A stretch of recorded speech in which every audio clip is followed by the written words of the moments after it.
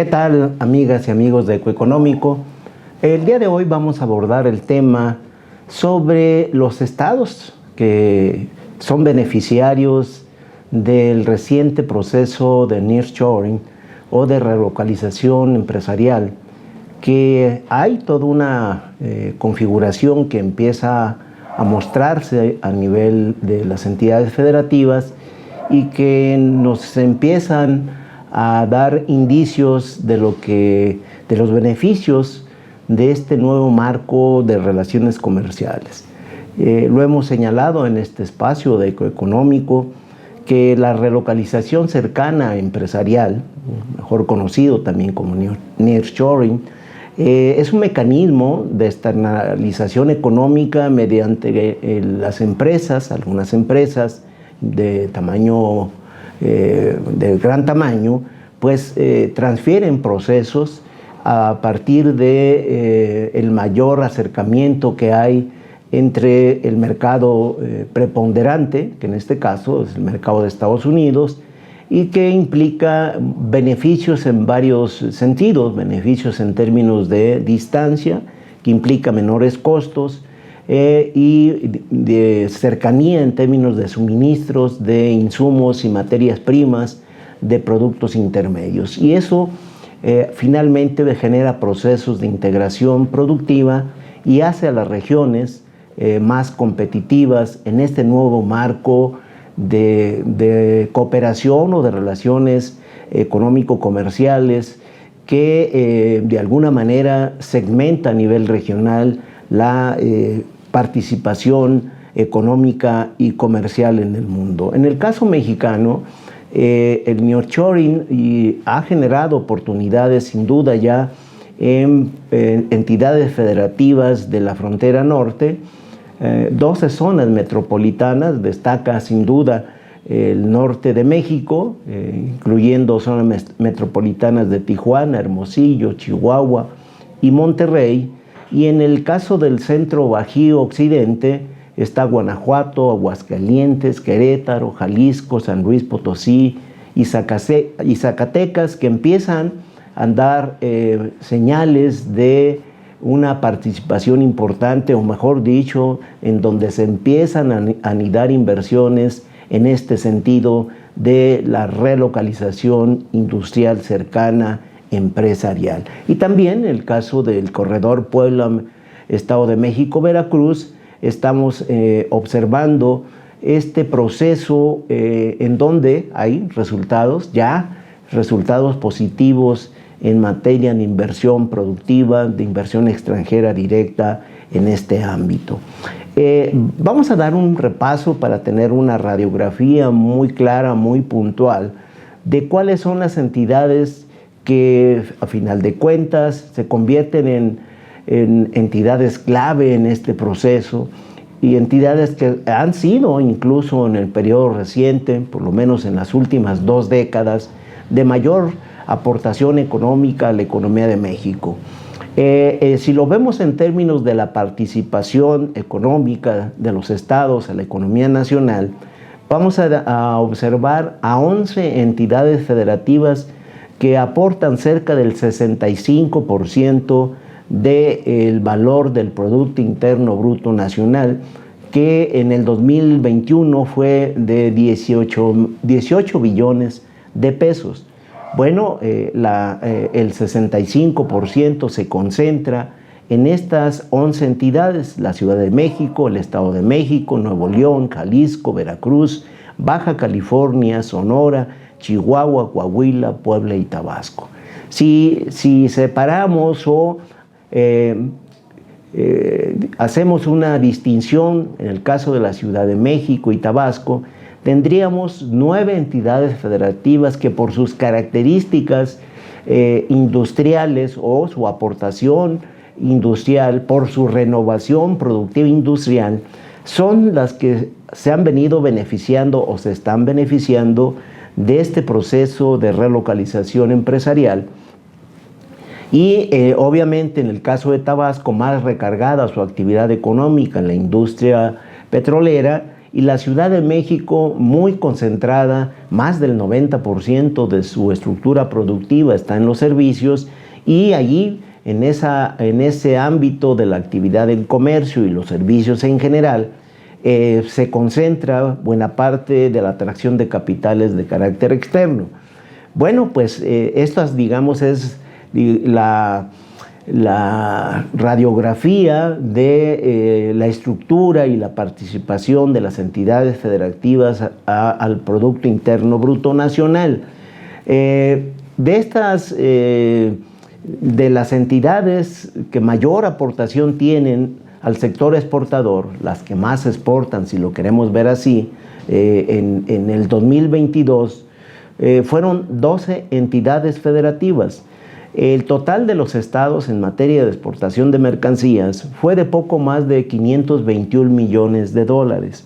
Estas 12 entidades federativas concentran el 83.5% del total de las exportaciones estatales.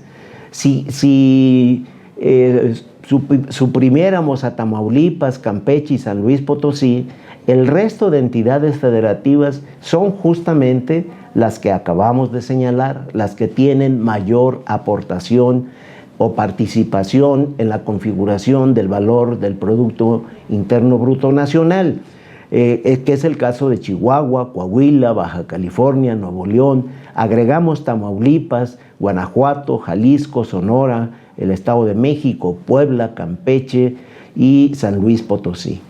Esto significa, o lo que estamos tratando de apuntar, que son entidades que no solo tienen una alta aportación a la generación del Producto Interno Bruto de México, sino que son las que tienen mayor monto de aportaciones o generan una oferta exportable muy concentrada en la parte industrial y particularmente en manufacturas.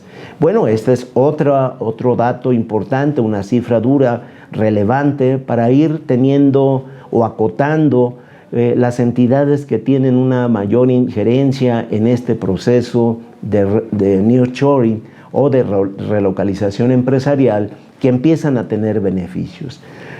10 entidades de los datos que nos genera la Secretaría de Economía, 10 entidades federativas destacan en atracción de capitales, es decir, en inversión extranjera directa.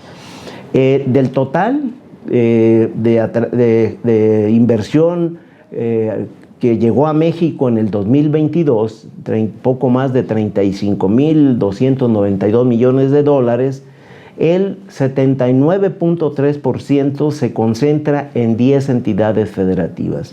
Evidentemente, pues con algunos matices, prácticamente estamos hablando de las entidades que tienen mayor aportación a la generación de Producto Interno Bruto, las 11 entidades que habíamos comentado. Hay matices, sin duda, que es el caso de la Ciudad de México, Nuevo León, Jalisco, Baja California, Chihuahua, el Estado de México, Guanajuato, Tamaulipas, Sinaloa y Puebla. Repito, concentraron el 79.3% de los 35.292 millones de dólares atraídos o generados por inversión extranjera directa. ¿Cómo hacemos una precisión o cómo vemos que la relocalización empresarial empieza a tener resultados específicos en estas entidades federativas que estamos señalando, las que son robustas, las que tienen mayor participación industrial, las que se han modernizado y tienen una oferta exportable a través de las manufacturas, que son fuertes en la parte automotriz y en autopartes, en electrónica vinculada a la automotriz, en la aeroespacial.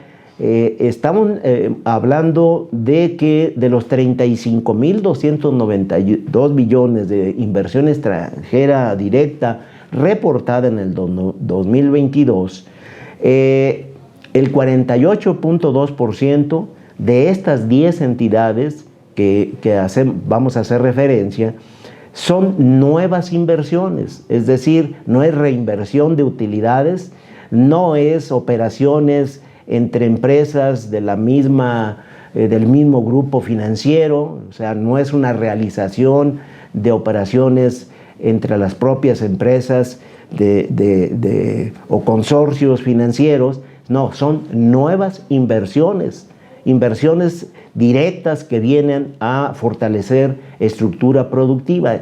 Y en el 2002 estamos señalando que estos son estados beneficiarios derivados del nearshoring.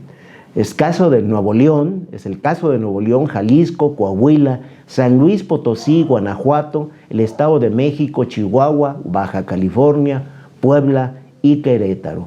Repito, de los poco más de 35,000 millones de dólares, el 48.2% son nuevas inversiones que se realizaron en estas 10 entidades federativas. Pero todavía más, fíjense bien, el caso de Nuevo León es un caso a destacar. Parte de la estructura productiva, o mejor dicho, su estructura productiva fundamental, en el 2021 el valor del Producto Interno Bruto fue de 1.3 billones de pesos. El campo lo aportó o representó el 0.5% de este total, las actividades industriales el 35.2% y los servicios 64.4%. A nivel nacional, en el 2021 la estructura productiva del Producto Interno Bruto, de un total de valor de 17.8 billones de pesos, el valor del Producto Interno Bruto Nacional, el 3.6 lo aportó el campo, el 29.7% la industria y el 66.7% los servicios. Si observamos, en el caso de Nuevo León, el 35% es la aportación industrial en su propia estructura productiva, y a nivel nacional el 29.7% fue la actividad industrial. Es decir, es más acentuada la aportación en la estructura productiva de Nuevo León que en el caso nacional. Y por lo tanto también es un estado que tiene una aportación importante a el Producto Interno Bruto de México. Nuevo León aporta el 7.9% al Producto Interno Bruto del país, es decir, es la tercera economía más importante del país. Las actividades del campo, obviamente, pues es baja, el 1% al Producto Interno Bruto de México, las industriales 9.3%, no hay que perder de vista este dato, y los servicios 7.6%. ¿Qué recuento de este análisis vale la pena señalar? Nuevo León tiene una contribución a la economía de México realmente importante. Al PIB nacional le aporta el 7.9% y, como dijimos, es la tercera economía nacional en aportación, en participación. La actividad industrial a la economía nacional es de 9.3% y ocupa la primera posición nacional. Al Producto Interno Manufacturero, la economía de Nuevo León aporta el 11.6% y es la número 1 en aportación manufacturera a la estructura productiva del país. En el 2022, las exportaciones totales representaron del total nacional el 9.8%. Esto significa que tiene la cuarta posición nacional.